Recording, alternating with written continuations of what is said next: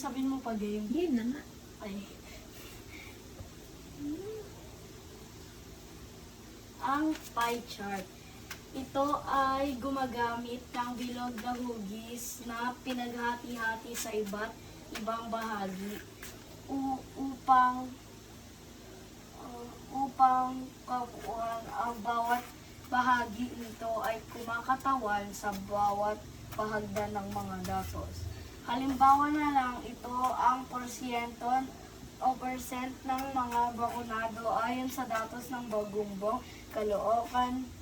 25% ng mga edad nito ay ang mga 31 at 5, 30